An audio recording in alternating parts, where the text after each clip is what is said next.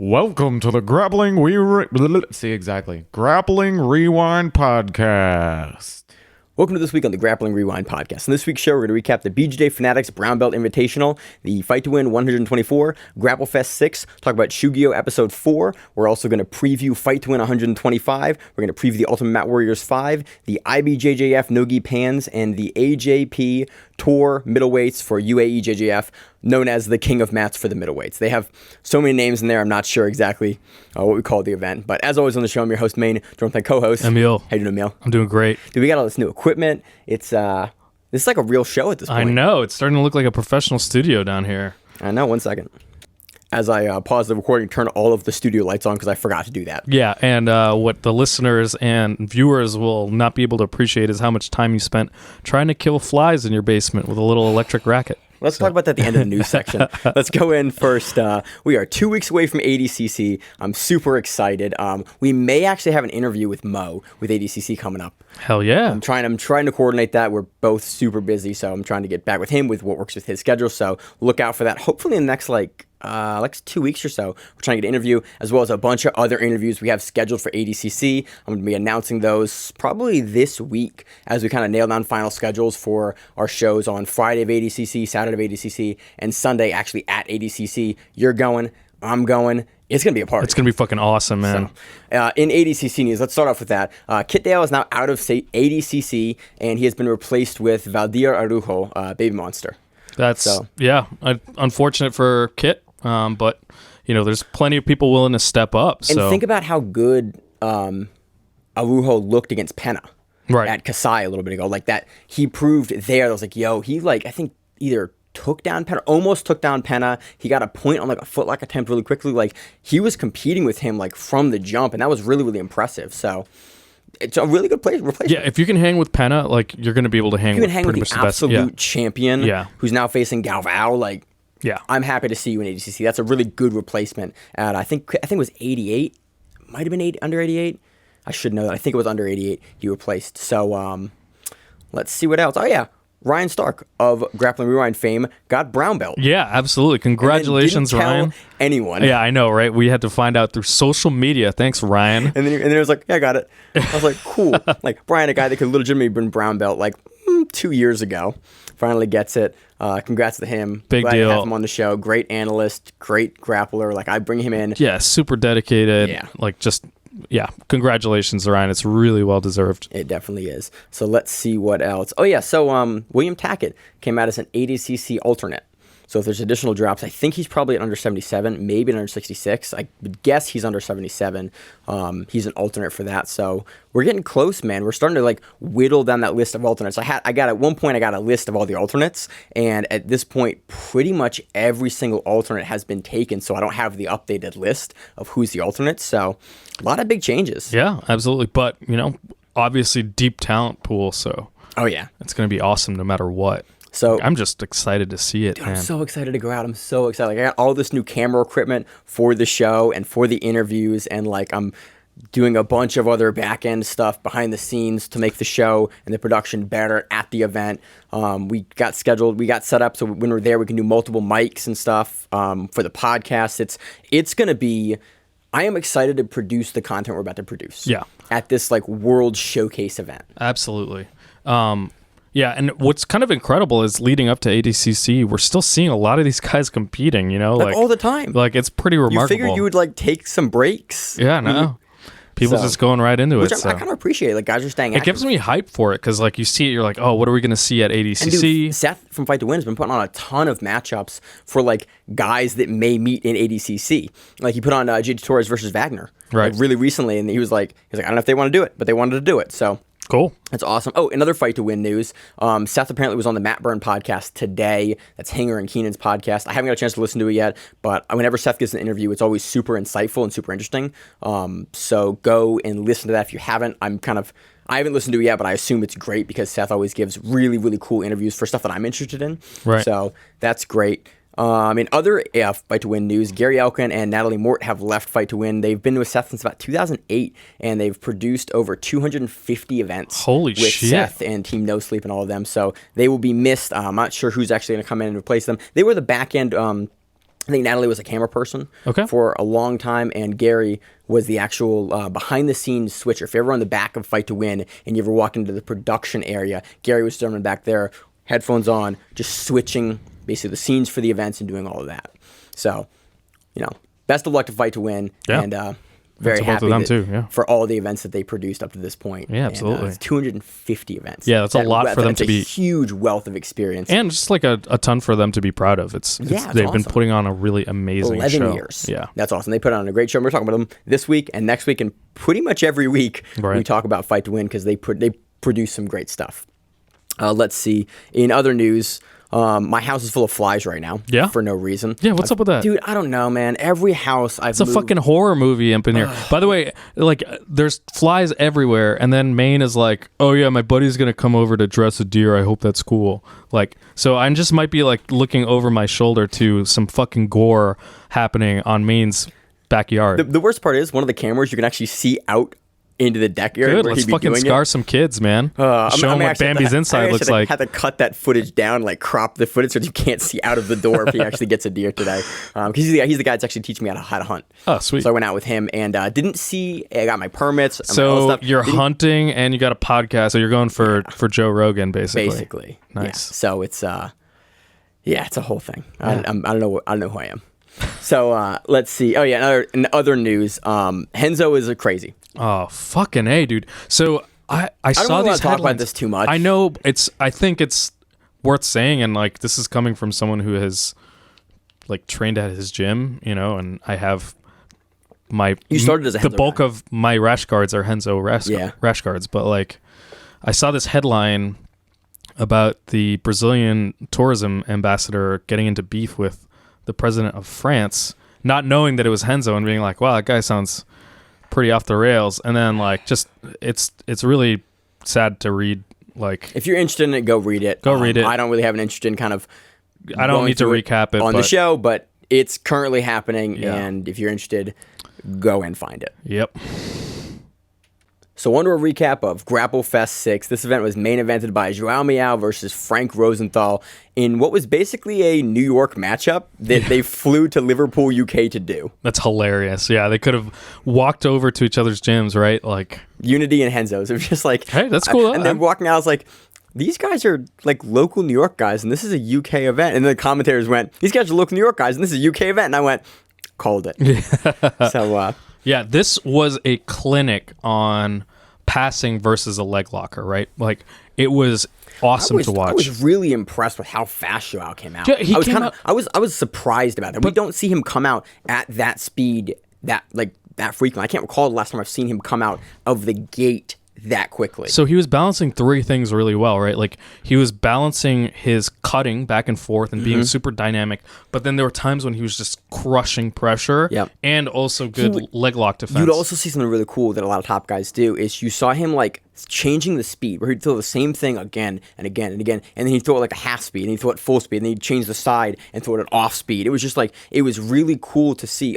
You see it a lot with like fighters, like Right. really good strikers and like boxers. They'll throw stuff at a certain speed, or like pitchers do the same thing, and then all of a sudden they'll throw like a slow speed something, or they'll throw like something at like a really fast speed. And you saw Meow doing that with his passing, and I was like, whoa, that's really cool, because Frank was pretty committed to playing that bottom game, pretty committed to like inverting for the legs there, and you saw Joao addressing that kind of with that off speed. I really liked it too because it shows that you don't have to do the like non-engagement conservative kind of like offense when you're going against a really top leg locker. I mean, we've seen that. He's a world champion. I So totally most agree. I've seen Frank rip off many a dude's foot that was Right. that couldn't do it. Joao Meow, I think, and now he's with Unity, now he's with Cummings. I think he's kind of a different animal there. Yeah, and there's absolutely an accomplishment disparity between the two, and I know that Joao, he definitely apparently came in with a lot of confidence.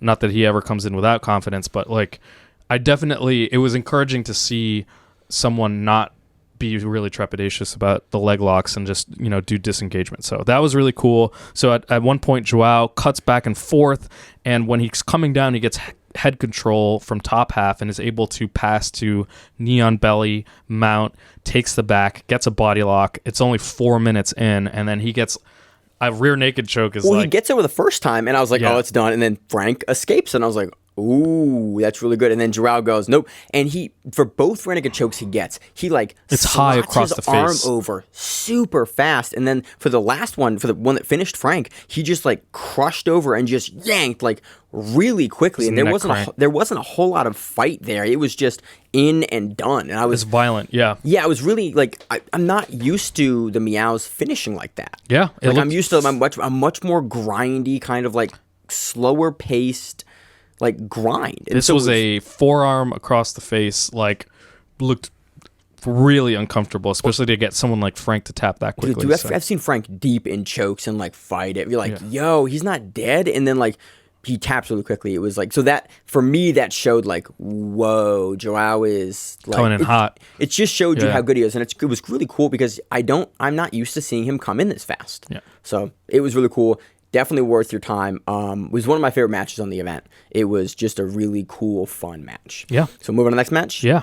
Brother Paulo Meow, the one with the tooth, versus Camille Wilk. Via armbar. So lots of guard work and leg locks. Paolo actually does a really awesome body lock pass, like just really grindy. He does it like twice, but there's one time probably like 8 minutes left in the match, something like that, or somewhere around there, where he's like locked his hands in like an S or a gable grip at one point and an S grip, and he's really, really high and triparted over. And Camille is trying to like throw him up with the single butterfly hook, but he's like Paulo, not Joao, mixing the Meows up, is able to get super low and kind of crush the hook down, and it's really cool because I've not seen them do as much body lock passing, but they seem to be like he was really into the body lock passing. We've seen him do it before, but like the camera angles were really, really good to see exactly what his hand position was and like how he was moving his wrist in the pass. Yeah, absolutely. Towards the end, he gets Paolo. I'm mixing up my Meows now too. Paolo gets the flower sweep to an inversion to triangle from the back with the arm, and that's how he's able to secure the arm bar. It was gorgeous. That whole transition sequence, I think it's about...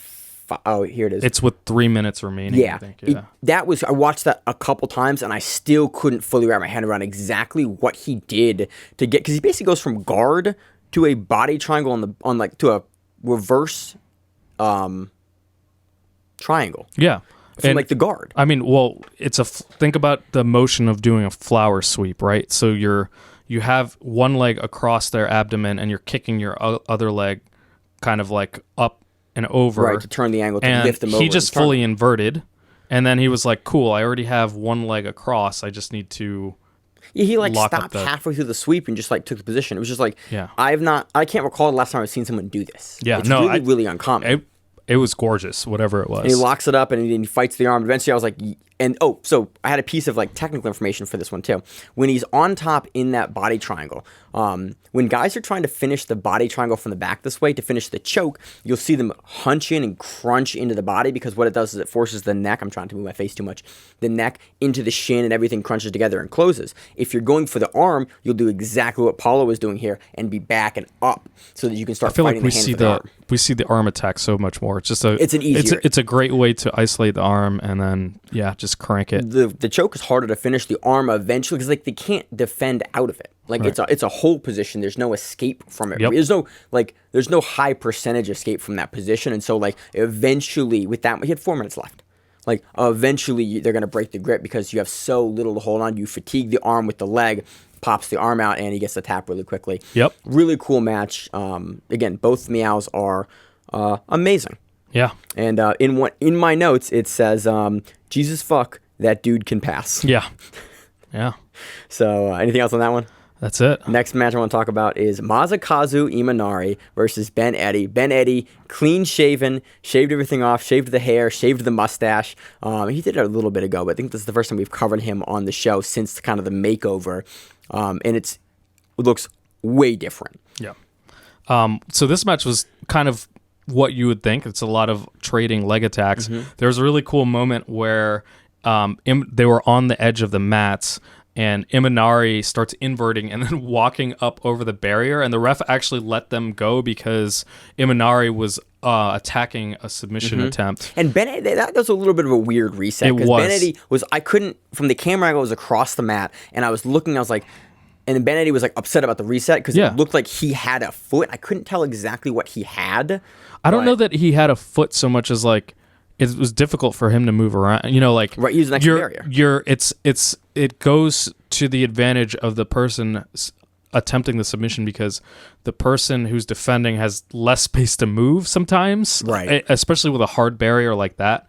That maybe that's why he was being frustrated, but yeah. So they reset, and Ben is able to get out. There's lots of leg pummeling back and forth. Really interesting thing here is you saw it for me. It looked like Ben wasn't trying to pass. Like he was in the top position a lot of the match, and he was trying to like get he was trying to get to his own leg entanglement. He wasn't necessarily using the positions he was doing to get around the guard. And it was really interesting. Like you had Masakazu trying to enter from the bottom, which is what the dude does, and you had Ben Eddy like looking for the entries he wanted on the top, but Masakazu seemed to be kind of like a step ahead of the entries that Ben wanted, and you saw Ben like really hesitant a lot of the match to like just jump in and enter, which is kind of in contrast to what we've seen before. We've seen Ben Eddy hit some super fast submissions. So, well, I mean, you go against someone like Imanari, you're going to be trepidatious about your attacks. It's just like it's terrifying. I understood it, but and it was interesting. You can put yourself into deep water because those are now we're starting to see a lot of those positions don't just have like escapes. They have straight up counters where someone can, who knows what they're doing, can then rip your leg off. So towards the end, Imanari actually, this is a perfect example. They were in a kind of like mutual attack position on the legs, and Imanari gets a straight ankle lock in the last 40 seconds of the match. And we talk about it like almost every other show. Yeah, it's the like, bullshit ankle lock at the last minute. We should get like an air horn or something when that shit goes off. We'll put it on that podcast. But the funny thing is, like we've seen, I think in the last 3 weeks or 2 weeks, we've seen two of them finished in the last 40 seconds, and it was just like. I will say that at least this attack happened gradually over time. Like what we saw last week was like a flash straight ankle lock in the last minute. This was like, they were both kind of positioning. And actually, I was surprised to see Imanari going for straight ankle locks a lot more in these exchanges than like either toe holds or heel hooks, In my notes, you see him, he goes for a straight ankle lock, right? Like probably like a minute and a half out from the end of the match. And then you see him immediately kind of like want to enter into that same ankle lock again. So I think he felt something. Like there was something that Ben did where he was like, oh, I like this positional exchange. And then because he enters not quite the same way, but he enters into that footlock again, and he's able to get the finish like very shortly after. And I was kind of frustrated with myself because I couldn't see or figure out what he had seen there to basically indicate why he wanted to immediately go back to the positional exchange. And so I watched that ending sequence a bunch of times to figure out like, what is Imanari? What is he doing here? Because, I mean, we were 14 minutes into the match at this point, and then all of a sudden, 14 minutes in the match, Imanari feels something, and then he goes and he locks up a submission. Yeah. So, really fun matches. There's a whole host of other matches on the card. GrappleFest puts up some really fun events, really good matches that showcases a ton of UK talent. Yep. Yeah. It was a lot of fun to watch. Yeah. So the next matches we got Mateusz Sosinski defeating Sean McDonough by outside heel hook. Jack Grant defeating Tom Cahey by unanimous decision. Tom Brees defeating Lee Chadwick by RNC. Jay Butler defeating Kev Gorko by unanimous decision. Adam Ellis defeating Marius Domatsat by Kimura. Paul Lukowski defeating Lee Simpson by split decision. Split decision. Shane Price defeating Chris Reagan by unanimous decision. Abby O'Toole defeating Maya Holmes by inside heel hook. Dude, Abby O'Toole's been on a roll recently. Yeah, man. Just killing it. James Walters defeating Radek Romanek by inside heel hook. Craig McIntosh defeating Wing Chao Chung by unanimous decision. Ben Robinson defeating Dylan Scott by split decision. On to the preliminary card. Ciaran Broen defeating Neil Atkins by unanimous decision. Josh Charrington defeating Danny Tyler by rear naked choke. Danny Hughes defeating Mike Ray by unanimous decision. Sam Quinn defeating Ben Hills by split decision. Josh Kennedy defeating Josh Roberts by armbar. Pyotr Chodniak defeating Ash Fletcher by inside heel hook. Declan Williams defeating Gary Priestley by arm triangle. Christian Knight defeating Paul Shannon by rear naked choke. Jamie Shattuck defeating Brett Reeve by triangle armbar. Shane Curtis defeating John Moffat by unanimous decision. Susan Wilson defeating Hannah Garrett by unanimous decision. Brad McDonough defeating Charlie Baker by guillotine. Brian Fitzgibbon defeating Logan Kenoy by Kimura. And Shay Williams defeating Liam Finnegan by guillotine. So that does it for our recap of GrappleFest 6. On to the next one. You want to go right into Fight to Win? Let's do it. All right, let's do it. So on to our recap of Fight to Win 124. This event paid at a total of $25,948 in salaries and commissions. It was headlined by black belt Josh Hinger defeating Arnaldo Maidana via decision. So I was surprised with this because the first guillotine thrown was actually by Maidana. I was expecting Hanger to be the one guillotining all the fuck over the place. And he throws it in the opening sequence of the match. I was like, this is a strange. In my mind, like, okay, what happens? Like, you're gonna stand. Hanger's gonna throw the guillotine. He's gonna try to take down off the arm, and then Arnaldo does it, and I was like, okay, well, that's not going how I expected. Not what I thought this was gonna. I was like, okay, I'm definitely tuned into this match now. Yeah. So Maidana ends up on the bottom. Hanger gets the side control, and holy shit, he puts the pressure on. So funny thing is, Hanger does something really funny. Not Hanger. Arnaldo keeps the guillotine even once Hanger passes. Yeah. And I was like, is he worried about the Von Flu? Is he not? Like, he does it, I think, 2 or 3 times. It's a couple of times where he hangs on way too late. Well, I don't think way too late. Like, I feel like with what Hanger was doing and how Hanger's passing, Arnaldo felt that he wasn't trying to continue to trap the hand. He just didn't really care that it was there, and he wasn't really worried about the Von Flu. Because certain times when you keep the guillotine on guys, like you can feel when a guy's trying to set up a Von Flu if you're hip to it. And both these guys are guillotine guys, and so it's like I feel like he felt like, okay, he's not even trying to Von Flu. He's trying to positionally pass here. Yeah, I can hold the guillotine and maybe get the leg back in. But that's the flip. That is not a good movement to do for conserving energy. Like I feel like that's reasonable. But anyway, Hanger clearly knows his guillotines and he knows when he's threatened and not, and he's totally comfortable, gets to side control. He does an amazing rolling back take from side control. That was beautiful. From a technical perspective, it's like, whoa, just to watch him go over, roll, take the back, and just start to lock everything. Really heavy pressure from Hanger too. Just looked completely dominant, very savage. Looks great going into ADCC. Hanger gets to mount, but I will say Maidana did a good job at escaping a lot of these bad positions, had really good reguarding. We saw Hanger go to mount and then elect to step off to the Neon Belly at least once, if not a couple times in the match. And I was kind of I wasn't exactly certain as to why he decided to do that. Of why he would just elect to kind of not necessarily give up the mount, but go back to the Neon Belly position. I mean, it could have been, might have been hard to see, but we don't know if Maidana was getting an elbow in or whatever. It was definitely a reason. It was interesting to watch a guy at the caliber Hanger was in mount and then and step back off to the Neon Belly. I mean, those guys transition really well. So yeah, lots of good guard work from Maidana, but Hanger gets a Kimura trap towards the end, gets an inverted triangle. Just dominant win for Hanger. At no point did Hanger look like he was threatened. No, it was really good. And Hanger wins a decision there, even though he finishes in a dominant position. So on to the next match. We have Karen Antunes defeating Maisa Bastos via decision. Yeah, this was for a belt too. Yeah, this was.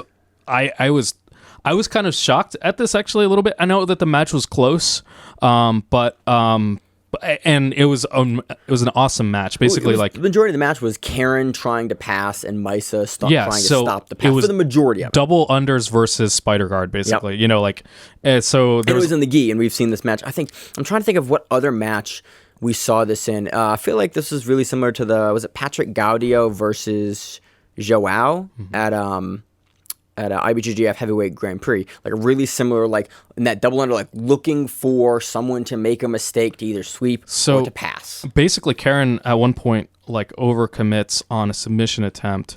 It wasn't a serious submission attempt. I think it was an armbar. I can't remember. And Maisa comes up on top, and Karen is able to sweep. So I don't know if that was the deciding factor for the refs, but there was a couple of switching back and forth. It was this was a relatively close match. It was a close match, but at the end, Maisa had an armbar from 50-50 that required Karen to disengage 50-50. It was a fairly quick scramble, but Karen had to explode out. Had to 50-50. address it. And So Fight to Win is, and I need to talk to Seth about this. Fight to Win has, and I like what they do, is they change their rule set. They change what they're like, not change what they're looking for, but they change the way in which they choose decisions.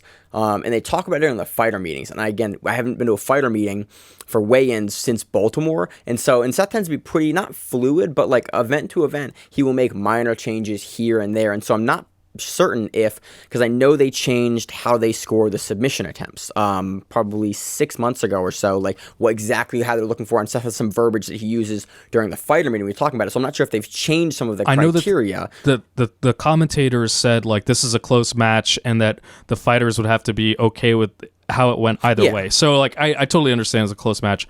I just saw that 50-50 armbar as being kind of the most significant decisive item in the match. Yeah, I definitely agree with that. I think it was fast. Yep. Which is my only thing where it's like I could see them not counting because it's like, okay, you went for it, but like you defended because you changed position, but there wasn't a whole lot of like I'm yanking. Oh my god, you're almost gonna get it. Right. Kind of submission attempt. Yep. So good match. It's for the belt. Karen is now the champion, and I assume we'll see this run back. Yeah. Mice is incredible. Oh yeah. So next up we have Brian Johnson defeating Aaron Morris by decision to become the Fight to Win Masters Plus Bantamweight champion. So I think this is basically like Masters, like they have like a Masters division of Fight to Win. I feel like this is a Masters like a senior or executive. I think this is the one up. The commentary staff kind of talked about it like this is the old man division. So I think they're doing more of those now. Again, I'm happy that Seth is giving more opportunities for good matchups for belts. Yeah. So I'm super happy with it. You know, these guys are going to win the Masters Plus Bantamweight title. I think this is the first Masters Plus event that they've done. Sweet. Or sorry, match that they've done. Yeah, more matches is better. Yeah. There's no way around that. So Aaron hits a really, really cool foot sweep right at the start of this match. And then basically Brian is in an ankle lock. We're trying to ankle lock Aaron for the majority of the match, and then eventually, he's able to take a decision with that. Yeah, but it's probably like 4 minutes. Of ankle lock. That's pretty decisive right there. If you're controlling it that much, you're controlling it well enough, the person can't escape for minutes at a time. That's a serious threat. So that was that match. Do you want to move into the judo matches, or you want to go through the rest of the black belt matches? Just go down. Just quickly talk about the Josh Calvo and Caber Bath match. So Josh Calvo wins by armbar. And that was submission night for the black belts. Exactly. So Calvo hits an awesome... This is a really fast submission. So Calvo hits a falling trip takedown. I can't remember. I think they called it a lat drop, but I think of lat drops as more of a wrestling I think move. of lat drops as like the double overhook, and then you like lift and throw. And it's that's like belly what I think suplex, kind of, but that's a lat drop. Yeah, this was... I can't remember the name of the judo, but it's basically you yank them down by the gi, and you do kind of like a... not quite a split with your legs, but you put your leg in front of them to prevent them from stepping forward, and they fall as a result. So the name is going to kill me. I'm thinking about it now. I know exactly what the piece you're talking about. I cannot remember what it's called. This was 19 seconds in, and Josh goes to back, then immediately transitions to tech mount and gets a near side arm bar for the finish 31 seconds in. Super fast. Beautiful. Like, dude, anytime you have a match, it's 31 seconds. It's like it's in the runner for submission of the night for the event. Because Fight to Win loves fast stuff. Dude, imagine being on deck when that happens. Because Fight to Win, they're not going to give you extra time. It's like, oh, yeah, this guy's walking out. Oh, you're up. It's like, oh, I thought I had 10 minutes. Okay. You'll see the black belt. So, next match. John Lawrence defeats Aaron Martin by rear naked choke. Charles Johnson defeats Jeff Ticklepaw by rear naked choke. It says Kyle defeats Daniel Prabe by decision. Andrew Marshall defeats Casey Stentz by triangle. Angel Lopez defeats Rodrigo Lopez, just says by injury. Alex Larmy defeats Alan Gutierrez by split decision. Drew Palomo defeats Jay Palacios by decision. Weston Walchin defeats Felipe Matos by split decision. And that was Fight of the Night for the black So belts. This is great. There's multiple times, it was like, guard pulls, leaping guard pulls, which I like. I'm always waiting for that like Muhammad Ali like slam back. Well, dude, because it was a guard pull, and then the other, I forget which fighter here did it. Guard pull, and then immediately the guy goes boom and slam, and then lifts and slams again. And I was just like, I like slams and Fight to Win. Yeah, it's awesome. So yeah, there's a lot of closed guards, single leg X. Last 2 minutes, the fighters we see rolling knee bars, toe holds, straight ankle attempts, and it's a really back and forth, like it's really action-packed match through the entire thing. It's deserved. Again, I always say it deservedly fight of the night for the black belts because of these guys. Both these dudes came to fight and brought really good action. It was great, and it was fun to watch. So let's move on to the judo. Are you ready to talk about the judo? I am ready to talk about the judo match.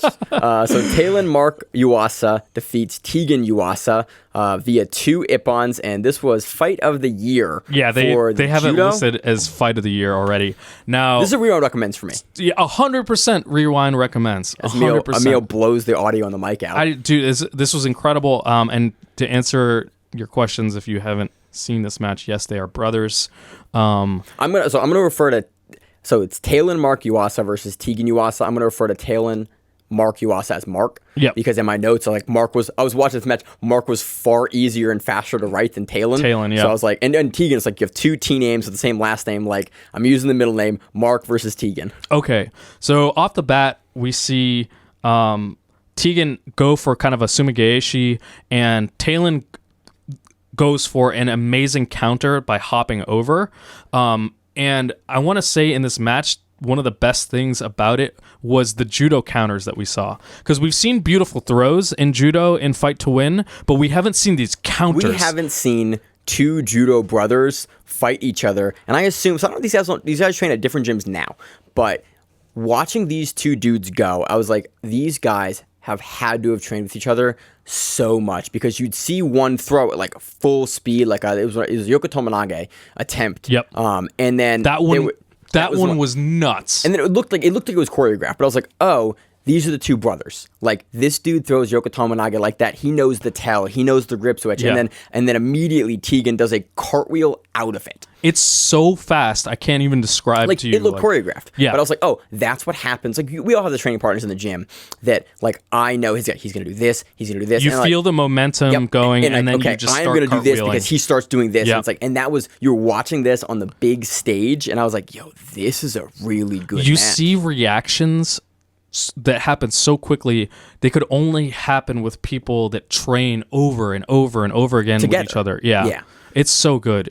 This match was incredible. So this match is an unfair high bar for like positional exchanges, right? And counters, because no one's going to be able to counter at that velocity, with that timing. It just doesn't. Or at that rate, you see it once in a match where it's like, oh, it's an amazing counter where the guy anticipates it, but you're not going to see it multiple times like you saw in this match. Yeah. So basically, Mark is able to hit a tremendous hip throw for his first ippon, setting Tegan like feet to ceiling level throw. Big throw. And actually Tegan responded immediately with, it looked like the same throw. Like it was a different setup. It was, okay. Yeah, it was a different throw. I was like, oh, look at that. Like it's 30 seconds later, less than that, 15 seconds later. Yeah. Like immediately, I was like, oh, it's going to blow him out. And then immediately like flips it. And I was like, oh, that was really good. The other thing I like about this match is you saw really good judo technique here. Like really good spins and entries on the throws. You saw really good like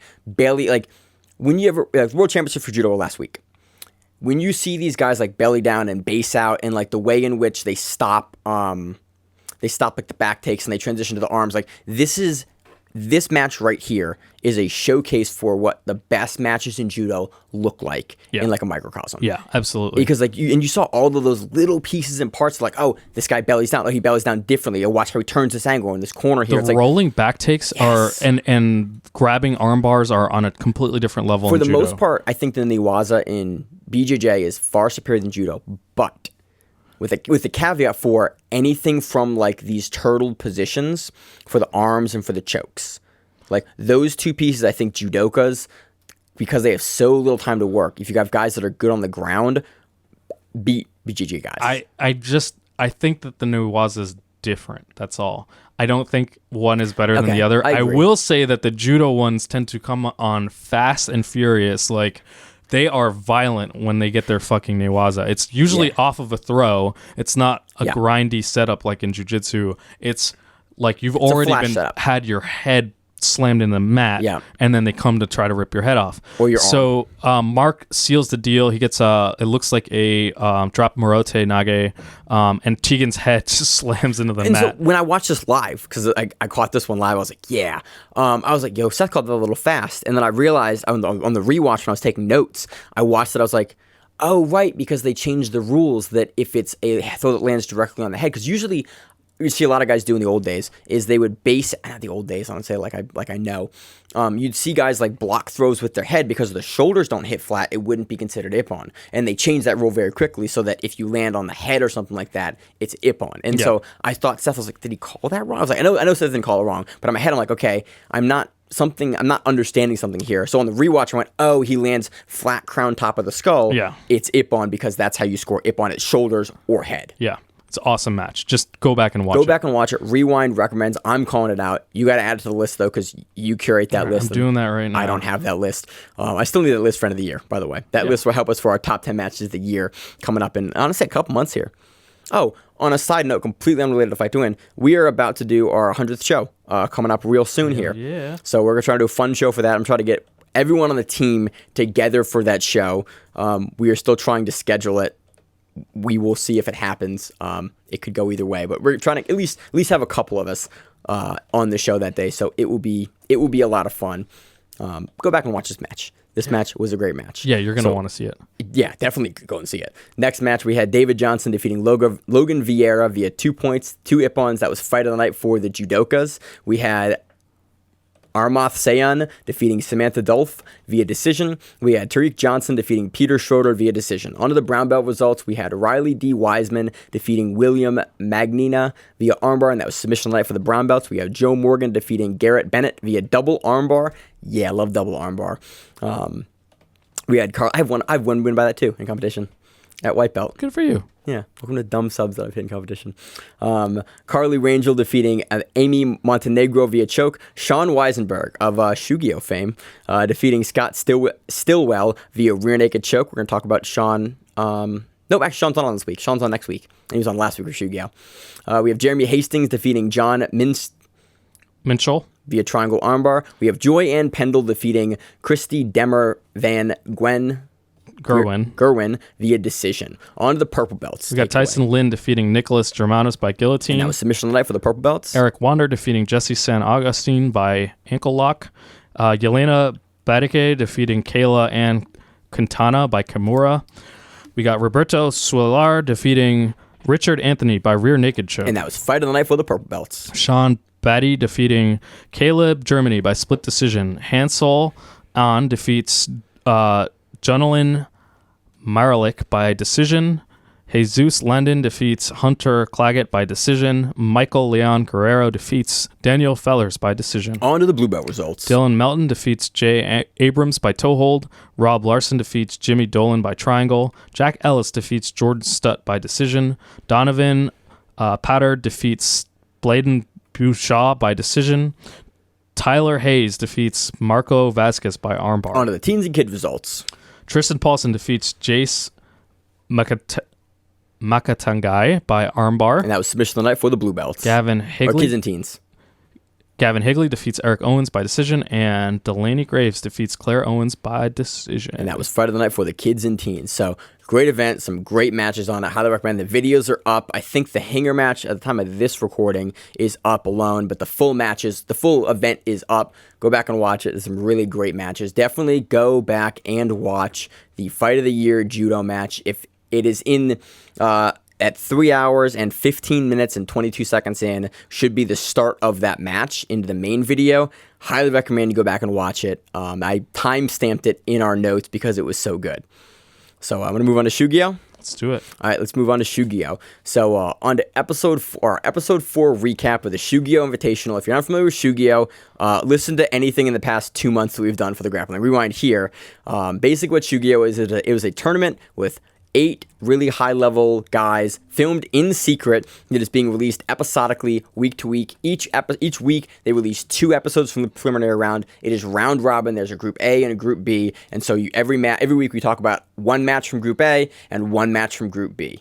So let's take it away. I'm so excited about this. I almost don't want to cover it. I mean, obviously we're gonna cover it, but just I would say if you have not seen it, pause the podcast now and go and watch episode 4. Don't let us spoil this for you. Like for literally, real, it is so we good. We're at the fan out on a couple things that happened this week, but go pause the episode, go on YouTube or Shugyo.com or theshugyo.com and watch this, subscribe to it. It is worth your time every week. It's free content, not behind a paywall. They release the full-length matches usually a couple days after the episode comes out. But the episode, I was literally editing when this episode came out, and then I started to watch it like while I was editing, and then I literally turned, I have 3 monitors. I turned to the monitor with Shugyo, and I just like sat, and I just watched like straight up jiu-jitsu, didn't take notes on it. I just watched, I was like, I'll take notes on this after. I stopped my edit, and I just sat down and watched it as a fan. It's so good. It's good. It's so good. It's like, it's presented like it's a short format. So this match, so let's talk about the Keith match. Yeah. So it's Keith Krikorian versus Josh Bacalao, and damn, I like both of these competitors so much. Like dude, this match was like this was incredible. This is especially with the editing. This is exactly what I want to see jiu-jitsu as. You know, like actually, it was Ethan Crelinson in an interview during this episode said it best. He's like, "There's no real excuses. You can't in a submission only." Especially a no time limit submission only event, you don't have excuses based on rule sets or technicalities or either you decisions. Beat the guy, or you don't, or he beats you. Right, like that's how it works. Right. So this match goes over an hour, and as you're watching the supercut, so Shugyo basically cuts in probably that's a 4-minute match. So they cut an hour match down to like probably 4 minutes, and they show you the best stuff, the best transitions, the near sub attempts, the passing, the positional dominance. It's unbelievable. How sweaty these guys get. Dude, 42 minutes in, Bacalao needs to remove his rash guard. He just goes, they are both and he lifts soaked. it off. And Absolutely, and he throws it away, and he throws it off. The mats are covered with sweat. They actually have to pause at an hour in. I texted Phil Schwartz, the promoter for it. I was like, "Did you stop?" He goes, "We had to." I was like, "Look, I was curious because like it was actually getting so slippery that it looked like the guys were having like harder time setting anything up." I'm like, this is going to go forever. If they're this sweaty, they're not going to get anything. So they dried them off after an hour. Yeah. And then Josh puts on a different rash guard. Yeah, and they both do. They both put on different rash guards. They keep going. Yeah. So this sequence, the whole match ends. It's an amazing back and forth. But the way it ends is Keith hits a kiss of the dragon, goes to outside Ashigarami, and finishes with an inside heel hook at 71 minutes. Definitely the longest match of the tournament so far. Oh, without a doubt. I think the longest one before that was like 14 minutes. 22 or 14 minutes, something like that. I think it was 14, yeah. I think 14, like the first somewhere around there, yeah. 1.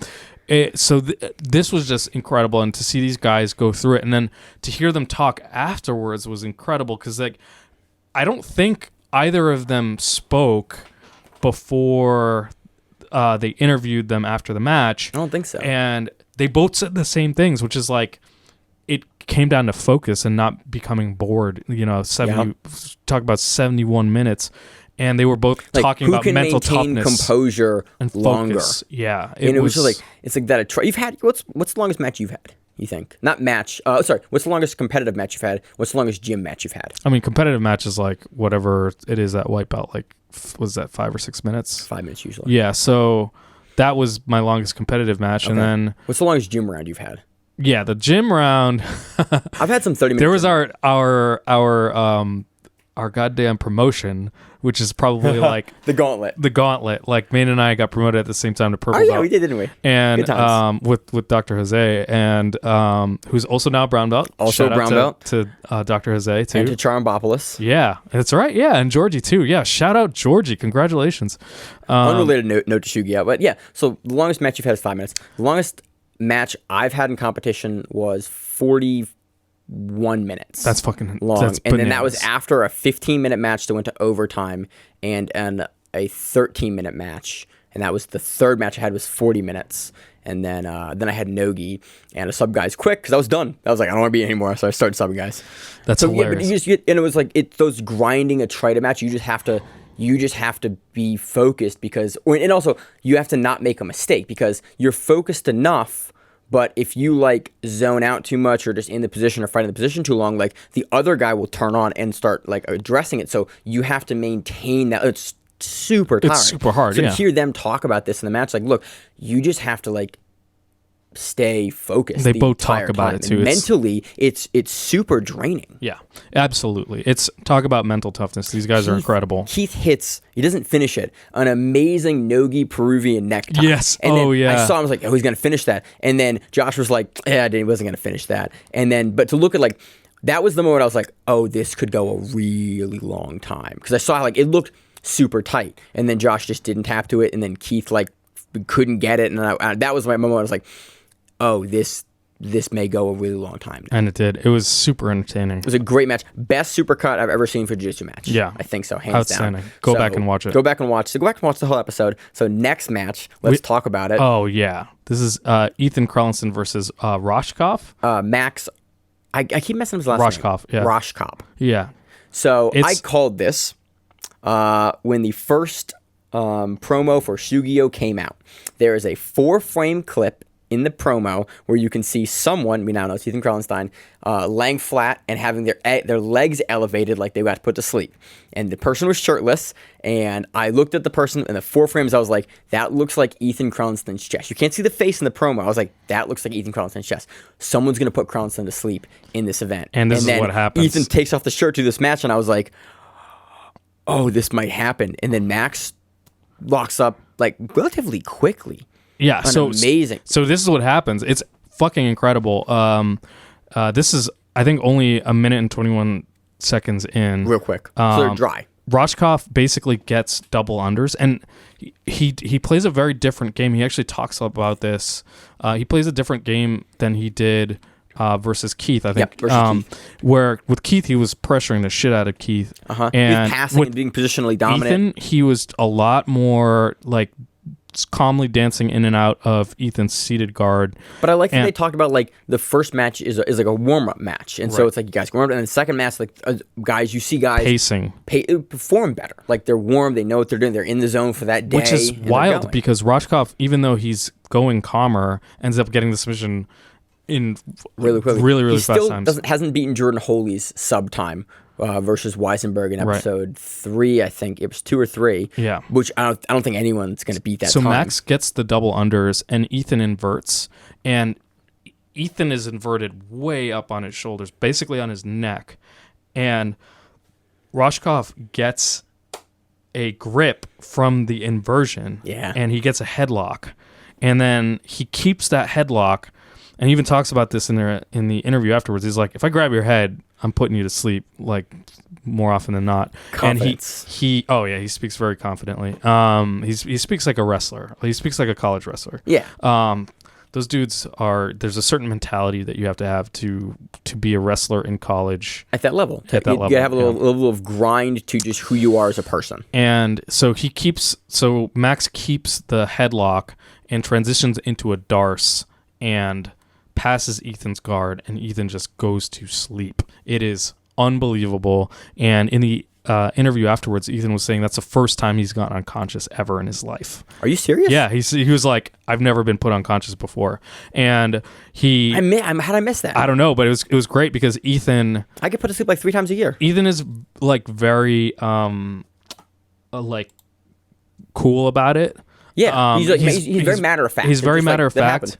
And he's very cool about it. And then they show him talking to the cameraman after the match to be like, hey, can I go back and look at this footage? And he's looking at it, and he's just like, holy shit. He's like, what the fuck? He's like, that's so fucked up. Basically, like, he was in shock at how vulnerable he was to that. And it was amazing to see him process that. Like, It was a really cool moment that we see very few of these kind of moments. It's a genuine jiu-jitsu. moment. Yeah, it was really genuine. Cool. It was like, it was so genuine, and it was to the point where like the cameraman shooting Ethan talking to the other cameraman while they're looking at the footage. The cameraman was showing Ethan the footage, just like looks back at the camera and just like makes this face, being like, that was actually really rough for me to like show him that. Yeah. So it was an incredible moment. Like, it was amazing. The full matches, I think I don't think the full matches are up. In all honesty,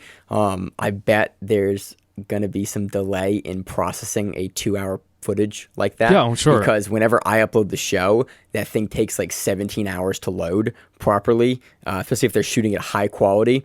Like, you're looking at a day plus to upload that to YouTube alone if that's all your computer's doing. So Yeah. if that match isn't up yet, that's probably why. Yeah. I'm speaking not with any context here, but just from when I upload the show for the Grappling Rewind onto YouTube, it's a very, very long upload process. So Max Rochkoff talks afterwards about how he decided to switch his pacing up for the second round. It's really interesting. Both of these guys are great. I really like Ethan, and this is my first time getting to know Max. And he's very entertaining to watch. So go back and watch this episode. It's really good. Yep, worth your time. So moving to the Brown Belt Invitational for BJJ Fanatics. Let's do it. Let's do it. So on to our recap of the Brown Belt Invitational for BJJ Fanatics. Tons of really exciting... So it's Brown Belt and below. So there's some of the guys that aren't Brown Belts on the event. Brown Belt and below. About a 3+ hour event. Tons of really, really fun matches. I think we talked about the submission percentage. Oh, on okay. this. So there's 22 matches, and only 4 of them get determined by overtime. And I think only one of those overtimes was fastest escape. Right. So basically, there are submissions left and right in this event. Very good. Both combination of the rule set and the people that they invited made it really entertaining to watch. We got Bernardo Faria up there kind of running things, and they had Gordon Ryan on the mic. And Gordon was great. This is Gordon's first time doing commentary. He is obviously very insightful. I wish they would have, the other gentleman on the mic would have played off him more and given him some, because like doing one-man commentary is super hard. So big props to Gordon Ryan for like doing as well as he did. Like, I thought he had insightful pieces of information for like all the match. Like, he was good. I enjoyed him on the mic. He brought like a level of insight and like knowledge of the high-level game that was really cool to hear about. But I wish they would have given him somebody who wasn't doing play-by-play and color and analysis. Because that's 3.5 hours nearly. It was like 3 hours and 20 minutes of coverage. That's hard to do. Dude, whenever we do commentary and it's like the 2 of us or the 3 of us, like, I'm super tired after, and like we have you and me to play off, so like I think I can sit back for a minute and like you'll talk and then I can come back in and then we can look up information, things like that. So it's like props to him for doing one-man commentary booth for the most part. The other gentleman didn't speak a ton. Right. So good. I want to hear more of him. So big names actually getting knocked out real early in the first elimination round. We had Pedro Marino defeating Nick Ronan by rear naked choke.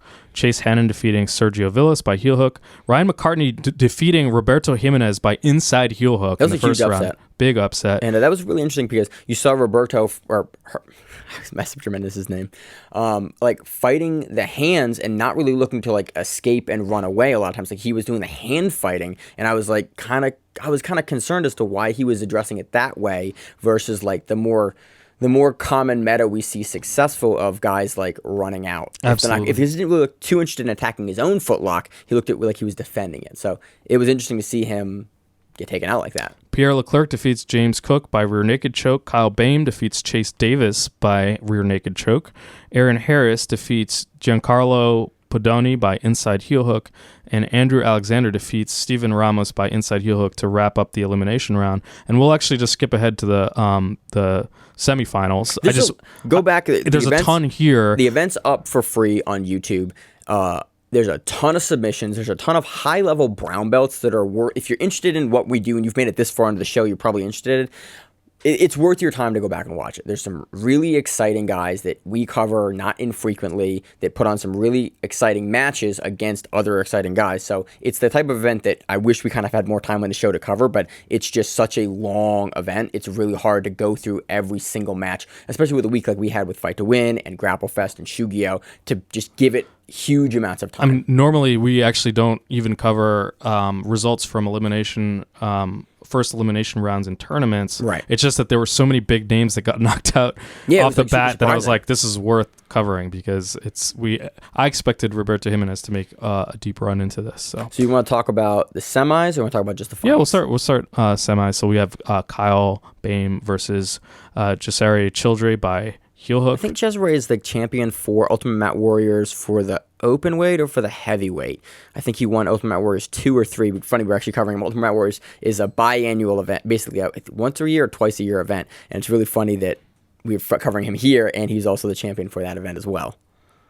Yeah, absolutely. But yeah, strong showing from Kyle. I mean, he's the 10th Planet guys just look absolutely savage when they train for the rule set. Yeah, absolutely.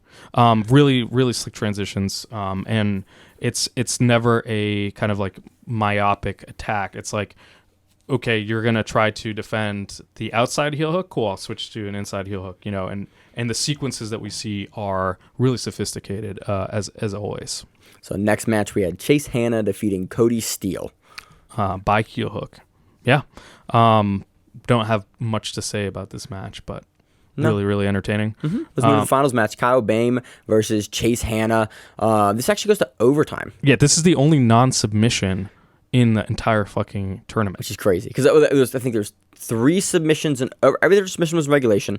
There were 3 submissions in overtime, and this is the only one, which is in your finals match, which honestly isn't too uncommon. It's like both guys have made it through this murderous bracket to get to each other. It's like, oh, you're both pretty good today at the rule set. Like, with longer it does make a lot of matches sense. too. Like, I want to say there was no time up for the overlay. I wish they would have. It's their first event. Yeah. They ran a great first event, but I wish they would have had like a picture-in-picture for a timer because it's really hard to tell. Like, am I looking for overtime? Has the meta strategy going to change as we get deeper into the matches? So, but yeah, in this case, Kyle looked a lot more content to play kind of like positional, and he was obviously trying to eventually get to the submission, but I felt like I wasn't seeing as many attacks from him in this match. The pacing was different in this match, definitely. I think it was definitely a slower paced match. Again, really good control, good sequences back and forth, but the pacing for this finals match was definitely slower than most of their matches in the event, honestly. Right. But Kyle is definitely incredible. We've seen him in Quintet. We've seen him. We saw him in Subversive. Oh, Subversive. Sorry. Yeah, versus Spriggs, which wasn't the best showing, but like, dude shows up here and wins $2,500, and I think he also got a DVD deal out of this or something like that. No shit. Yeah. That's awesome. Because I think Cody Steele also is filming his DVD, I think this week as well. Awesome. And I think a bunch of these guys actually got like some sort of deal with BJJ Fanatics. So look for Kyle Bame's DVD coming out at some point in the future. So really cool that they're showcasing, that BJJ Fanatics is showcasing like up and coming no-gi talent, because these events are always fun. Yeah. Like whenever you throw guys that are hungry and trying to make a name, like, and at the cusp of black belt, know, like they're, by the time you reach black belt, you're getting thrown to the wolves, and you either have made a name for yourself or you've not. A bunch of these guys are going to be black belt in the next 12 months. Yeah, exactly. So if not honestly, like probably most of them. It wouldn't surprise me to have most of these guys be black belt. So it's really cool. You're seeing guys right before they crack into that, like, look, I'll fight anyone realm. Really cool. Great event. Great inaugural event. Some things I'd like to see a little bit differently. Give Gordon someone else, to really bounce off of more. Give me a picture-in-picture. Give me a round timer. But honestly, one of the really great inaugural event. Have no qualms about it. Definitely worth your time. It's free on YouTube. Go and watch it. It's great. Anything else? No, that's it. Sweet. So moving on to our previews. Preview section, we're going to start with the UAEJJF King of Mats, the middleweights. Well, I'm trying to think. It's the Jiu-Jitsu. It's the Professional Jiu-Jitsu Pro Tour, Abu Dhabi Jiu-Jitsu Pro Tour, run by UAEJJF, the King of Mats. I love everything about this organization except their branding. They need to take words out of their events. It's fucking ridiculous. This is the middleweights. This is absurd. This is one of my favorite events to cover. You love King of Mats. Yeah, I love King of Mats. They're pretty much my favorite tournament. I just don't know what to call it. It's all right. King of Mats, middleweights. Let's call it AJP. Just call it King of Mats. King of Mats. It's King of Mats. It's middleweights. It's in LA. It's on September 14th. And we're gonna miss it. I'm pissed. I'm out the next week for ADCC, but this is actually cool. I would love to be at this one too. So to win a spot at the King of Mats for UAEJJF AJP, you have to win a Grand Slam event. Right. So everyone here is either a world contender for UAEJJF or has won a Grand Slam event. And so this is like the cream of the crop for the middleweights for UAEJJF. Yep, they split off into 2 mini round robins, and then the top 4 people face each other in semifinals. We have Marcus Tinoco, Isaki Brass, Max Lindabad, Gustavo Batista, Diego Ramallo, Manuel Filo, Tommy Langacker, and Nathan Mendelson. It's going to be fucking awesome. It's going to be great. And it's funny, in the preview section here, when we look at it, it actually lists how with everybody's accomplishment that's into this bracket and basically why they're being selected. So it basically has everyone's accolades listed out for why they got selected. Super excited about it. Not a whole lot else. We don't like to really touch on these bracketed events until we have the brackets, because we don't have the brackets. I don't want to just spend all my time speculating like, oh, this guy could take it, this guy could take it. I want to see who's in there. There's probably half of these guys in the event could easily take this one. Absolutely. All right, let's move on to the Ultimate Mat Warriors 5. Yep. So we have Chance Snyder versus Christopher Salas. We have Vanessa Cherry versus Michaela Jones. We have Ryan Villarreal. Can you zoom in a little bit, actually? No. I don't know how to do on your Facebook. We have Villarreal versus Alfred Murillo. We have Pablo Perez versus Brian Jackson. Joe Bernal versus Jathan West. Mario Esquives versus Adrian Tanner. Mark Perez versus Matt Cox. Noah Chan versus Morgan Matizek. Roberto Ramirez versus Daniel Robledo. Clem Narvaez versus Tyler Alabond. JJ Wilson versus Ronnie Labella. Mike John versus Adam Mazin. We read that in reverse order. That was the preliminary card. And we have Bo Brooks versus Jacob Lee. And we have super fights as well. Gabriel Bergami versus Christopher Mercado. Marvin Castile versus Jeff Nolasco. And Kevin Gallagher versus Hector Carrillo. So for the Ultimate Mat Warriors, they're actually running an 185-pound tournament for this. Winner gets $3,000 and a free trip to compete at the Finishers Sub Only 10, which I'm super excited about. The last champion for Finishers Sub Only, I want to say it was 7 or 6, won a trip out to Ultimate Mat Warriors for the 125-pound championship. That was Austin Daffron that won that. So basically, they're doing some cross-promotion between the two events. Super excited about it. Let's go through the names. Kyle Chambers, John Flores, Kevin Crane, Ty Freeman, Dan Martinez, Sid Scrobb. We have Thomas Keenan, Sloan Clymer, Justin Sander, Josh Ratliff, Werther Marcialis, Lori Karpinen, Micah Breakfield, Joshua Squires, Ryan Quinn, and Carl Boudreau. So that looks like a lot of fun. Again, Ultimate Warriors runs a really fun event, and we always have a fun time covering them because they showcase a lot of guys that we don't see as much on other events. It's a San Diego-based event. I think it's actually Boogie's promotion from 10th Planet. So looking forward to that one. Let's move right into Fight to Win 125. So this event takes place on September 13th in San Jose, California. So usually on the show, when we're previewing events, we pull up all of the names, and Fight to Win is really, really good about having everything up. This week, we've pulled up the names for Fight to Win for the overview, and it just has the headliners.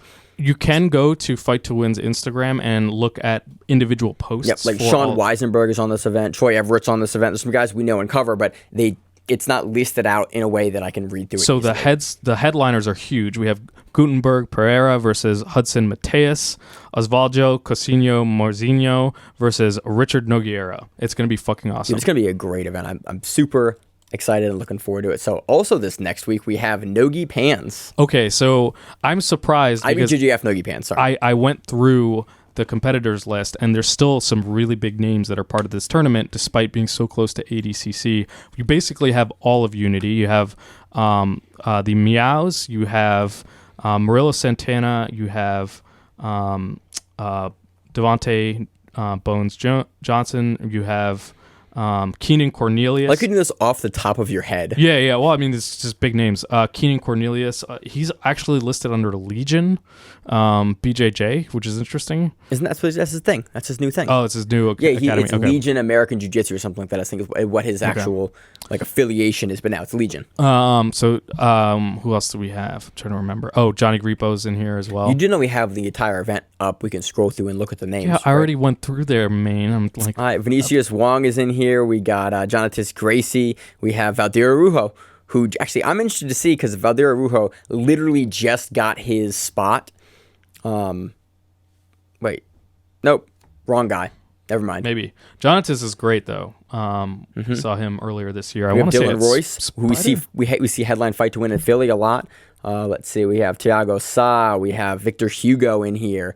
We have Murillo Santana, Already like you said in. said. Keenan Kai-J Cornelius. Same division as Devontae Jones. So we can actually see that match. That'd be a lot of fun. We have Tex Johnson in Ultra Heavy. Division of 4. It's actually kind of a small division. That should actually be a lot of fun. Moving to the female division, we have Fiona Watson. We have Talita Alencar. We have Heather Rafferty. We have, let's see, Lauren Halcock. And Maria Melgasic is actually the only one registered for female heavyweight, which is actually kind of surprising. Yeah. So a little bit lighter showing. I mean, probably because of ADCC. A lot of the big names are in ADCC. But Unity's like, nah, fuck it, we're going to be there. So, yeah, should still be really entertaining. Mm-hmm. So that's all I got. Yeah. I think that's the only events happening this week. What's your week look like? Week is chill, man. I'm finally done doing frenetic traveling, and with the exception of ADCC coming up. I don't have any major trips. Traveling with the podcast, so we're good. I don't got to reschedule it all. You're just going to be there, Emil. Yeah, Which honestly, you coming makes my life significantly easier. Yeah. Because I'm like, hey, Emil, you want to do the podcast every night? And you'd be like, I mean, I'm here anyway. Yeah, let's exactly. get some food. Let's do it. Fucking locked in a fucking hotel room. But yeah no. So I'm going to give you a list of guys like, hey, here's who I want to get to interview on ADCC. And then like, who am I missing that you want to talk to in ADCC? So I'm going to try to do a combination of, because I'm the backstage interviewer for social media for the event. I have a bunch of guys that I'm going to interview for like short form interviews for social media, but there's a couple people that I want to actually try to slot into actual podcast spots. We don't ever interview fighters on the show, but I feel like if there's any time to do it, it'd be at ADCC. Agreed. I feel like it's a special occasion. I feel like we could do it well and we can ask pertinent questions, so it doesn't. There's context. Just become another interview show because there's enough of those and there's a lot of really good ones. I don't want to do that, but I want to bring some guys on at ADCC because we have a cool opportunity to talk to some guys that I'm genuinely interested in talking to. So I'll send a list of who I'm looking at and who I've kind of reached out to already, and then you give me your list back of who you want to talk to because we're both at ADCC. So we have an opportunity to do this. Basically, my entire life right now is just prepping for ADCC. Yep.